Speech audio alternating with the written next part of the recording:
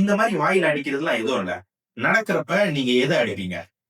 வாயில அடிப்பீங்களா, வயித்துல அடிப்பீங்களா? இல்ல வேற எதுவும் தவறா சொல்ல, வாயில அடிப்பீங்களா, வயித்துல அடிப்பீங்களான்னு கேட்டேன்.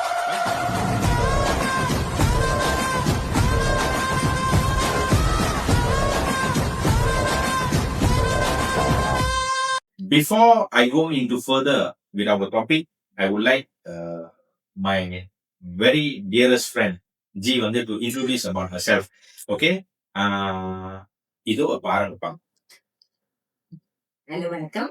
நான் லாவண்யா கணபதி, மதர் ஆஃப் 3. எனக்கு 3 குழந்தைங்க இருக்காங்க. So I am also founder and president of children cancer association Malaysia. ஏன் திடீர்னு சில்ட்ரன் கேன்சர் மதர் ஆஃப் 3 வேலை நிறைய இருக்கு. எனக்கும் வேலை செஞ்சுட்டு இருக்கேன். நான் இந்த மெரி இண்டஸ்ட்ரி.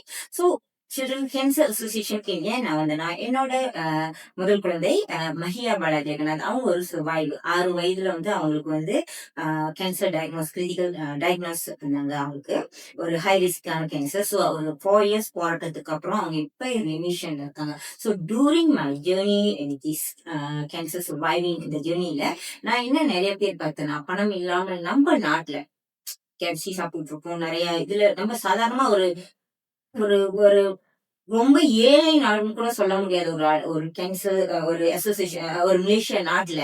ஆனா இந்த நாட்டுலதான் 55% குழந்தைகள் மட்டுமே காப்பாற்றப்படுறாங்க. ஆனா வெளிநாடுகளை பாத்தீங்கன்னா, வளர்ந்த நாடுகள்ல 95% குழந்தைகள், அதாவது 100 விழுக்காடுல 100 குழந்தைகள்ல 95 பேர் வெளிநாடுகளை காப்பாற்றப்படுறாங்க. ஆனா நம்ம நாட்டுல 55 பேர் மட்டுமே காப்பாற்றப்படுறாங்க. வெரி ஹியூஜ் டிஃபரன்ஸ் தான். 100 குழந்தைகள் 40 பேர் அங்கோன்னு போயிட்டு இருக்காங்க. என்ன காரணம் பாத்தீங்கன்னா, லேக் ஆஃப் அவேர்னஸ். பாத்தீங்கன்னா நம்ம நாட்டுல இந்த கேன்சர்னாலே சொல்ற மாதிரி முதல்ல ரொம்ப டினாயபிள் இருக்காது. என் பிள்ளைக்கு என் கேன்சர், ஏன்னா தமிழ் படத்துல ரொம்ப காட்டிட்டாங்க. கேன்சர் வந்தாலே எல்லாரும் சுத்தி போற மாதிரிதான் காட்டிட்டு இருந்தாங்க ஒரு காலத்துல. ஆனா இப்ப பாத்தீங்கன்னா 95% சான்ஸ் ஒரு குழந்தைய காப்பாத்துறதுக்கு. சோ அப்படிப்பட்ட இப்ப தொழில்நுட்பம் வளர்ந்து இருக்கிற நாடுகள் இப்ப நம்மளுக்கு இவ்வளவுதான் இருக்குன்னா அதுக்கு அவேர்னஸ் இல்ல. நாட்டுல நம்ம ஒரு நாள் எப்படி கோவிட் பத்தி எல்லாரும் பேசுறோமோ, அதுக்கப்புறம் தான் சீக்கிரம் எல்லாத்தையும் கொண்டு பண்ணி இப்ப அது சரி காய்ச்சல் மாதிரி கோவிட் தானே அப்படின்னு.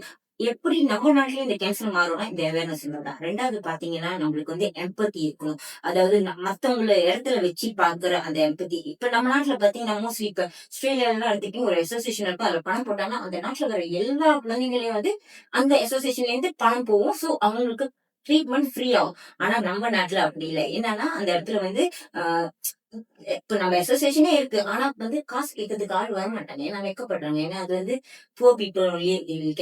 ஆனா அது மாறும் நம்ம நாட்டுல. சோ அது ஒரு one of the empathy. Empathy பாத்தீங்கன்னா நிறைய இருக்கு. இது ஒன் ஆஃப் த இம்பார்ட்டன்ட் இது. மூணாவது பாத்தீங்கன்னா ஏன் இன்சூரன்ஸ். சோ இப்ப இன்சூரன்ஸ் பத்தி இந்த அக்கா சொல்றாங்க, கண்டிப்பா இவங்க ஏஜென்டா இருப்பாங்கன்னு நினைப்பாங்க. But no, I'm not any insurance agent.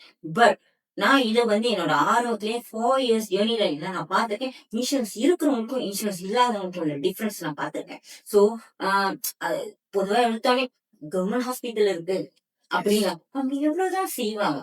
1 million குழந்தைங்கள்ல 77 பிள்ளைங்களுக்கு கேன்சர் வரும். சோ 77 1 மில்லியன், நம்ம நாட்டுல 36 மில்லியன். யூ திங்க் இங்க உள்ள ஹாஸ்பிட்டல் 6 ஹாஸ்பிட்டல் கிளைம் வேலியில இருக்கிற ஹாஸ்பிட்டல் பெரிய பெரிய ட்ரீட்மெண்ட் செய்யற ஹாஸ்பிட்டல் இவ்வளவு பேருக்கும் பெட் இருக்கும்.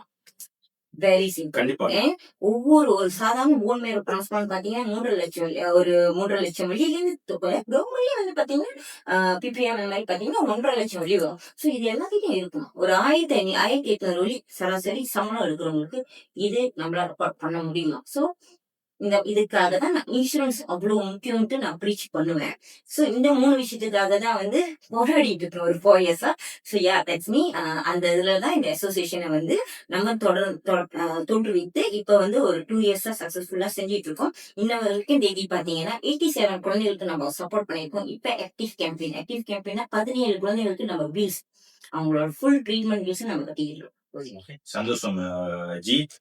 சோ இப்ப முக்கியமான பகுதிய கேட்டுட்டீங்க, அதாவது அவங்களோட இன்ட்ரோடக்ஷன்.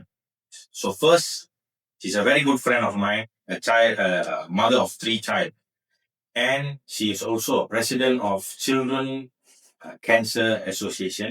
ஸோ இது நான் ரொம்ப பெருமைப்படுவேன். ஏன் நான் பெருமைப்படுவேன்னா, அவங்க ஒரு கட்டம் இன்சூரன்ஸ் என்கிட்டே ஒரு வாட்டி ஒரு ஒரு நாலேஜ் இன்புட் கொடுத்தாங்க.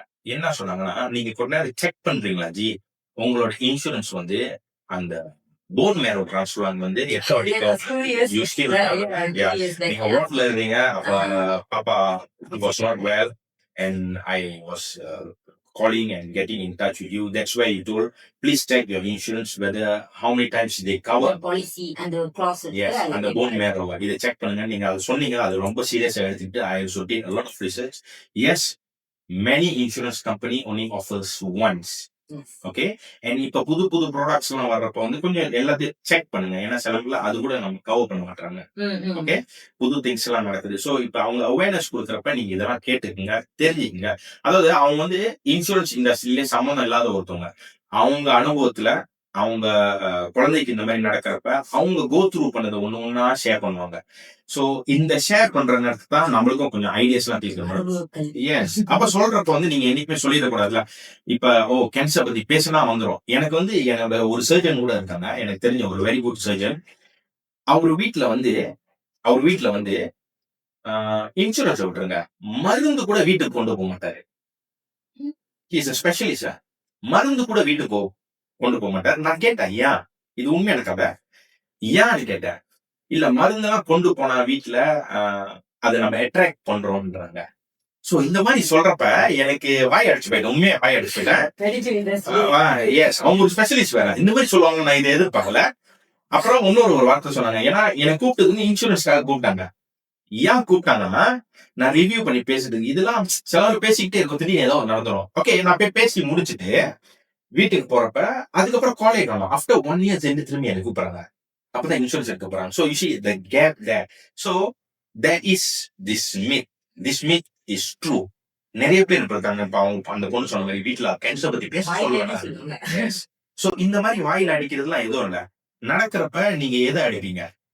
வாயில அடிப்பீங்களா, வயிற்றுல அடிப்பீங்களா? இல்ல வேற எதுவும் தவறா சொல்ல, வாயில அடிப்பீங்களா, வயிற்றுல அடிப்பீங்களான்னு கேட்பேன். வயிற்றுல அடிக்கிறது பதிலா பேசாம உங்க பிரெயின் கொஞ்சம் வேலை கொடுத்துட்டு செய்ய வேண்டியது கரெக்டா செஞ்சு